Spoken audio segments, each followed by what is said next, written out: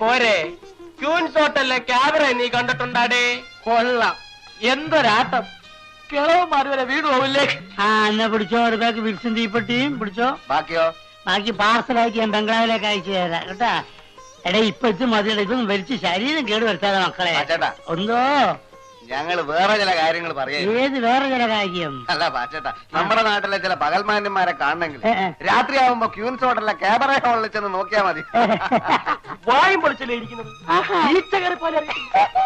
ആ ഞങ്ങള് ചിലരുടെയൊക്കെ ചില ഫോട്ടോകളൊക്കെ എടുത്തിട്ടുണ്ട്.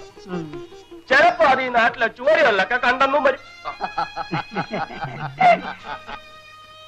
അല്ല, ഒരു ലോകകാരി ചോദിച്ചോട്ടെ? ചോദിച്ചോളൂ.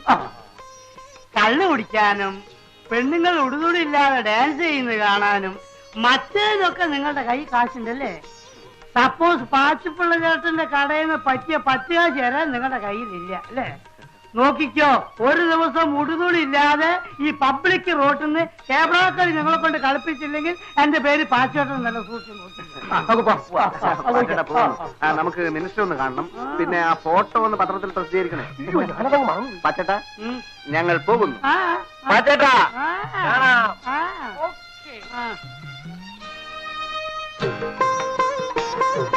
ഇല്ല മേജർ സാറേ, സാറിനെന്താ പിള്ളേരെ കാണുമ്പോ ഒരു ചമ്മല്?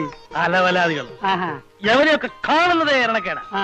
യവന്മാരുമായിട്ടൊന്നും സംസർഗം പാടില്ല പച്ചപ്പിള്ളേ. ആ, പിന്നെ മാന്യന്മാർക്ക് വേണ്ടി മാത്രം ഒരു കച്ചവടം നടത്താൻ പറ്റുമോ? എന്താണ് മേജർ സാറേ, ഞാൻ ജീവിച്ചു പോയിക്കോട്ടെ. രാവിലെ തന്നെ വന്നിരുന്ന ഓരോരോ ഉപദേശങ്ങള്.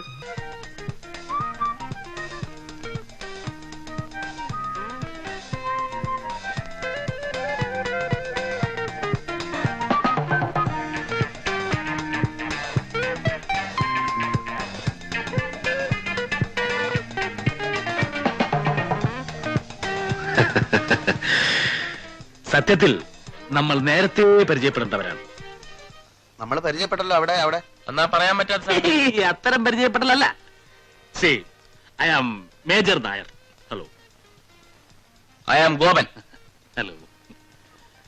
ഇവൻ കോരലോ, അത് ഭക്തകുചേലൻ. ഭക്തവത്സലം. ഹലോ. സത്യം പറഞ്ഞാൽ നിങ്ങളെപ്പോലെ മിടുക്കന്മാരായ ചെറുപ്പക്കാരെ കമ്പനി കിട്ടാൻ തന്നെ വലിയ ബുദ്ധിമുട്ടാണ്. ജീവിതത്തെ കുറിച്ചുള്ള എന്റെ ഔട്ട്ലുക്ക് എന്റെ സമപ്രായക്കാരായ മറ്റുള്ളവരെക്കാൾ വളരെ വ്യത്യസ്തമാണ്. Because I have seen 3 wars. 3 യുദ്ധങ്ങൾ കണ്ട കണ്ണുകളാണിത്. I still feel I am young. അതുകൊണ്ട് നിങ്ങളുടെ അതേ ചിന്താഗതി തന്നെയാണ് എനിക്കുള്ളത്. അപ്പൊ ചുരുക്കി പറഞ്ഞ ഞങ്ങളെ പോലെ അമ്മാവന് ഒരു 1-ാം തരം പിഴയാ. കറക്റ്റ്. ചില്ലറ കുസൃത്തരങ്ങളൊക്കെ ഇല്ലാത്ത ഒരു ജീവിതം പിന്നെന്ത് ജീവിതമാണ് പിള്ളേരെ? വേണം വേണം വേണം വേണം. അതുകൊണ്ടായിരിക്കും ഇപ്പൊ അമ്മാവ് അതിന്റെ പുറകെ മണം പിടിച്ച് വന്നത്. ഏതാ കക്ഷി? നിങ്ങളുടെ ലിസ്റ്റിൽ പെട്ടത് വല്ലതും അല്പം ചവിട്ടും തുഴയൊക്കെയുള്ള കൂട്ടത്തില്ല. അതുകൊണ്ടല്ലേ ഞങ്ങൾ സൈലന്റ് ആയിട്ടിരിക്കുന്നു. ഇവിടെയാണ് നിങ്ങളും ഞാനും തമ്മിലുള്ള വ്യത്യാസം. ഇതൊക്കെ ഹാൻഡിൽ ചെയ്യാൻ ഒരു പ്രത്യേക സ്റ്റൈല് വേണം. അതല്ലാതെ ഇങ്ങനെ തേരാപ്പാറ നടക്കുന്നുണ്ട് യാതൊരു ഗുണം ഉണ്ടാകാൻ പോകുന്നില്ല. നോക്കിക്കോളൂ.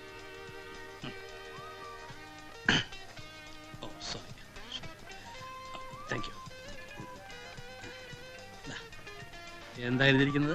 I love you. ഇത് അവൾ വാങ്ങിച്ചാൽ വാങ്ങിച്ചാൽ ലൈനിൽ വീണു എന്നർത്ഥം. വാങ്ങിച്ചാലല്ലേ? വാങ്ങിക്കും. Just watch. Keep it with you. Keep it.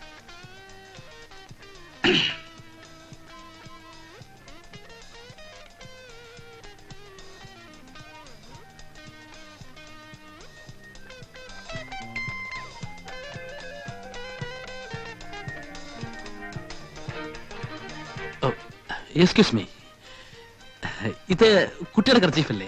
അയ്യോ അല്ല. അതെ, കൈയും താഴെ പോകുന്ന ഞാൻ കണ്ടതാണ്. ഇതങ്ങോട്ട് വാങ്ങിച്ചു കുട്ടി. ഇതിലെന്താ എഴുതിയിരിക്കുന്നത് കണ്ടോ? വായിച്ചു നോക്കിയിട്ട് വാങ്ങിച്ചാ മതി.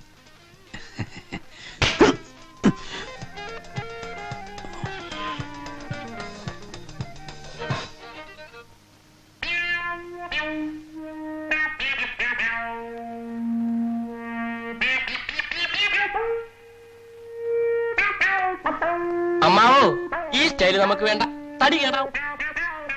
അവള് വീണ് പോയേനെ, കുറച്ചുകൂടി ഓങ്ങി അടിച്ചിരുന്നെങ്കിൽ. ഇതൊന്നും കണ്ട് വിരളാൻ പാടില്ല കുഞ്ഞുങ്ങളെ. തൊലിക്ക് നല്ല കട്ടിയാണല്ലേ. ഇതും ഒരു തുടക്കമാണ്. അടുത്ത പ്രാവശ്യം അവള് പിച്ചാത്തിക്ക് കുത്തും, അതോടെ ഒടുക്കം. നിങ്ങൾ ഈ സിനിമയിലൊക്കെ ലവ് സ്റ്റോറീസ് കേട്ടിട്ടുണ്ടോ? ഒരു ക്ലാഷോട് കൂടിയാണ് ലവ് ആരംഭിക്കുന്നത്. ഒന്നുകിൽ നായകൻ നായികയെ തല്ലുന്നു, അല്ലെങ്കിൽ നായിക നായകനെ തല്ലുന്നു, പിന്നെ തല്ലിയല്ലോ എന്നുള്ള സങ്കടമാണ്, സെന്റിമെന്റ്സ്. ഇത് പ്രേമത്തിലേക്ക് വഴിവെക്കുന്നു. പിന്നെ പ്രേമം, പിന്നെ ആത്മഹത്യ, അല്ലെങ്കിൽ വില്ലൻ തല്ലി കൊല്ലും. കല്യാണം. ചുമ്മാ കയറി പ്രേമിച്ചാൽ ആദ്യം ഏത് പെണ്ണു വന്ന് ഉടക്കും. അത് അവരുടെ സ്വഭാവമാണ്. അത് അമ്മാവൻ പറഞ്ഞ ശരിയാ. വർഷം കുറയായി പലതിന്റെയും പുറകെ നടക്കും.